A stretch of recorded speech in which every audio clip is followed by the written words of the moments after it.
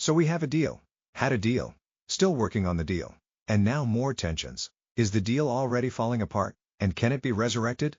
I am not the biggest proponent of exaggerating steps along the journey. Preferably, we would reach the end to celebrate or evaluate the victory or success that is believed to exist. The agreement to the Memo of Understanding is a crucial first step. Do not get me wrong. But, there are still plenty of steps needed. And that is the challenging part.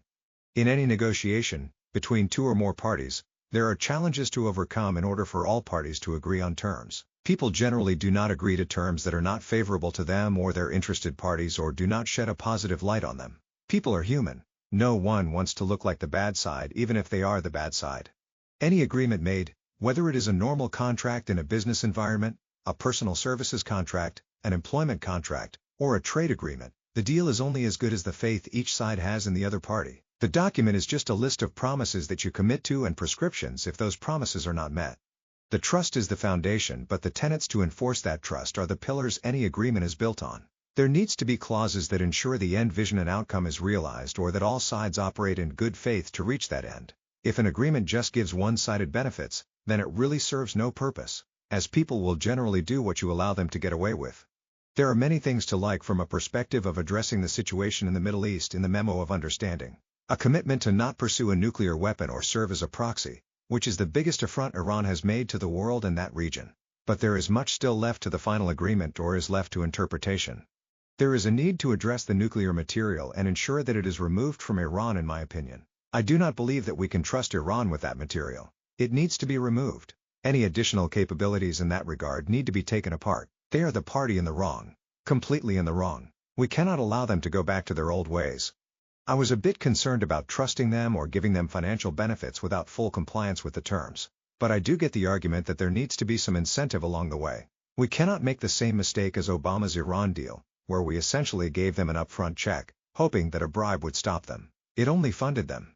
We may have destroyed Iran's capabilities and set them back generations, but Iran is still a threat until they fully prove otherwise, and they have dangerous friends. If we make the same mistake Obama made, they will get back to being that evil sponsor of terror with the help of Russia, North Korea, and China. That is something we hopefully do not take lightly. Overall, I am hopeful that President Trump finally has solved an issue that has cost the lives of thousands of our fellow Americans, thousands of our allies, and millions of Iranians who did not want to be the leading sponsor of terrorism. There are many people who will try to shape the agreement to fit their political narratives. John Kerry and other Democrats want to go out and defend the Obama-Iran deal and criticize this one. In fairness, this is not the full deal yet, but the Obama-Iran deal was naive at best. It put American money in the hands of these rogue terrorist sponsors with the hope that they would comply with inspections and change their deceitful approach to dodging them. It was a foolish approach to believe they could be trusted. We still have to see what the full agreement looks like.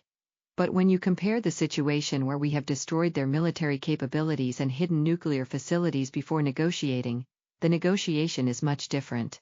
Iran still cannot be trusted. But they do not have lost leverage and seen their government completely destroyed. Obviously, they will try to appear in a position of strength as they will be susceptible to potential uprisings. But, we still cannot fully trust them or underestimate their will to do evil. We can expect there are still some people there wanting to hold the same ideology in place. They have not turned over a new leaf. They just lost leaves to hide under and will try to carve out their overall survival. They need to turn away from believing intimidation is a form of power. Rather, they should choose a path towards economic cooperation and respecting the rights of their neighbors. They have economic potential if they choose the path of peace and trade. But they need to reject the voices of the radicals. The Middle East is also differently politically, as we have seen that Iran misplayed what hand they thought they had. They believed that they could bully their neighbors as a means of security. They thought wrong. They bloviated a great deal, but folded like a cheap suit. Their neighbors were better allies to the United States than our own allies, which helped lead to their downfall. And while they want to project deviance, we can reasonably understand that it is simply a show. It is extremely hard to be deviant when everything you could defend yourself with was taken away. They poked the bears and the bears bit back. Iran is the responsible party for the gravest terrorist attack in that region and is responsible for countless other atrocities in the region for half a century. Let us not forget that their drones are being used by Russia to attack Ukraine. So, they choose the side of oppression, evil, and terrorism each time and every time. So I believe we need to stand firm with ensuring that they are not giving anything of economic value without full compliance. It has only been a few weeks and they have already shown their true colors. A leopard cannot change their spots. They cannot be trusted. At the same time, not everyone in that nation is under that same mindset. That is a nation in need of a revolution. Their government has squandered their economic means to fuel evil and death to their neighbors while its own people are in economic oppression. We need to have tough terms in this next deal.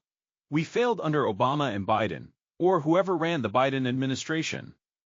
Many people on the left and the right are opposed to military conflicts, following the decades-long engagements in Iraq and Afghanistan. We do not want our soldiers to be bogged down fighting to free a foreign nation, only to see those dangerous elements simply outweigh us, like we saw with that horrific Afghanistan withdrawal. But if the good do not fight evil, then who will? Who will fight true oppression if people just stand on the sidelines and ignore the loss of life suffered by our fellow Americans, our allies, and people who share our values and interests? Talking to evil dictators proved fruitless, as they know they just have to outlast an administration. The left sees everything, whether it's domestic crime issues and terrorism, under the same flawed view, that these people were simply not hugged enough, or because of injustice that happened before they were born. But it is the choices and actions that we all make, which is what we must be judged by. And Iran has committed atrocities by choice and purpose that have cost the lives of Americans and our allies. No deal is perfect,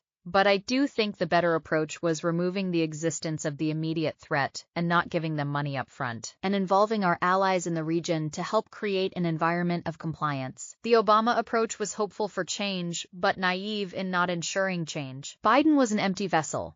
Hopefully, Iran can see there is a path for redemption and choose peace. They are the side in the wrong, but still have an opportunity to change course.